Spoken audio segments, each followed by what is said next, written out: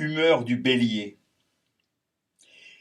Lorsque le soleil entre dans le signe du bélier le 21 mars, c'est le printemps. L'homme s'étonne. Le printemps a toujours étonné l'homme. La femme prépare sa mue.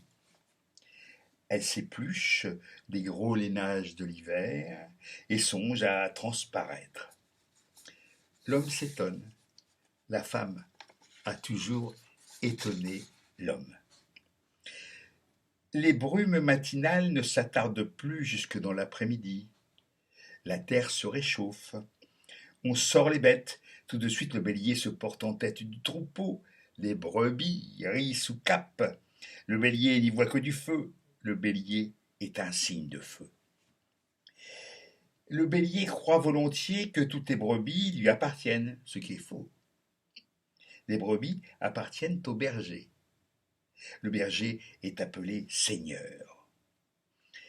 Les brebis, quand elles ne broutent pas et ne fabriquent pas du fromage de brebis, ont l'habitude de se serrer les unes contre les autres en chantant « Le Seigneur est mon berger ». Ce cantique a le don d'agacer le bélier. On aurait tort d'en déduire que le bélier n'aime pas les cantiques. Le bélier n'aime pas certains cantiques, c'est tout. Le bélier est impulsif pour les uns, agressif pour les autres. Il y a quelque chose de musculaire et de frontal. C'est un primaire émotif actif, ajoutent les catalogues. Le bélier baisse la tête. Le bélier baisse souvent la tête. On ne sait jamais exactement s'il est encore en train de penser ou s'il a déjà commencé à charger. Il prend de bons départs, mais c'est un finisseur médiocre qu'on voit rarement dans la dernière ligne droite. Il aime tellement les départs qu'il est probablement reparti dans une autre direction. Le bélier n'est pas de ces têtes folles qui enfoncent les portes ouvertes. Non. Le bélier n'enfonce que les portes fermées. On l'a vu au Moyen-Âge, soutenu par plusieurs hommes démolir des battants de bois très durs et même parfois cloutés. Le bélier a conservé de cette époque des cornes recroquevillées. Le bélier prend le monde de front. C'est après avoir attentivement observé le bélier que le poète inventa le mot têtu. Le bélier et non l'âne. L'âne est entêté de l'arrière-train, si j'ose dire. Il porte tout son poids sur les pattes postérieures et refuse d'avancer. Le bélier porte tout son poids sur les pattes frontales et refuse de reculer. On voit bien la différence. Lorsque l'obstacle ou le contradicteur se dérobe, le bélier tombe sur la tête.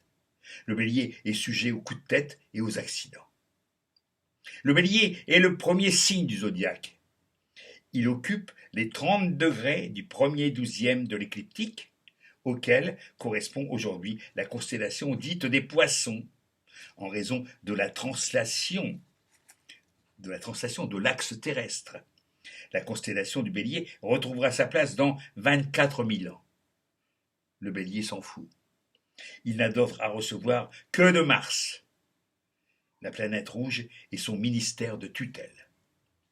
Les béliers ont de réelles dispositions pour le sport et les armes. Quand ces dispositions ne sont pas contrariées, le bélier, de martien, devient martial. Mais le bélier est souvent contrarié, comme tout le monde. Vénus, en exil dans le signe, le féminise. Saturne, en chute, l'inhibe et lui cause toutes sortes de tracas. Le bélier, contrarié par Vénus et Saturne, est forcé par ses parents à l'embrasser quand même la carrière militaire fera de lui un malheureux. Tous les bons auteurs s'accordent là-dessus. Le second maître du bélier est le soleil. C'est pourquoi il est souvent associé à la création, à la genèse, voire à la génétique.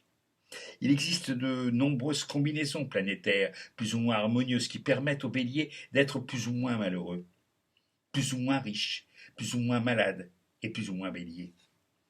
Il faut dire ici un mot du faux bélier. Faux bélier. C'est le type dont vous essayez de deviner le signe et à qui vous dites en tout cas vous n'êtes pas bélier. Eh oui. Le faux bélier ne croit généralement pas à l'astrologie. Il a tort, bien sûr, car il n'y a aucune raison vraiment sérieuse de ne pas croire à l'astrologie. Le bélier est souvent un homme, mais souvent aussi une femme. Une femme bélier a beaucoup de mal à se faire accepter par les moutons et par les brebis. Heureusement, elle est bélier. Le bélier est particulièrement habile, nous dit-on, à manier le sabre, la hache, le bistouri, le couteau de boucherie et le soufflet de forge.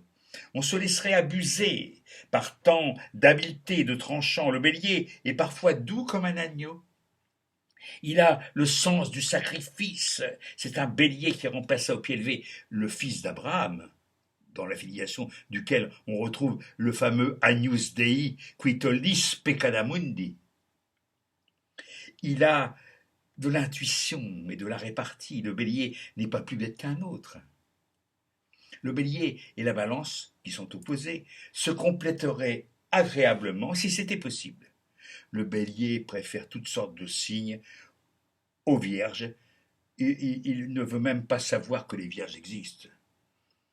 Un bélier et un capricorne se regardent en chien de faïence. Le chien de faïence n'est pas un signe du zodiaque. Attention.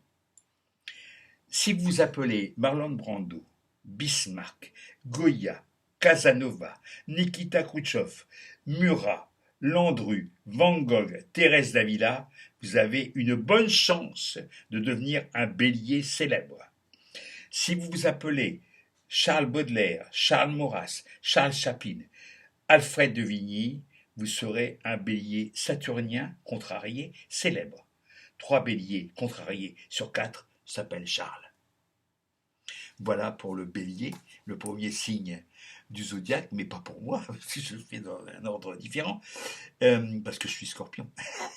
Hasta la victoria. Ah oui, c'est toujours euh, de tristesse de la balance et autres signes de Jacques A. Bertrand.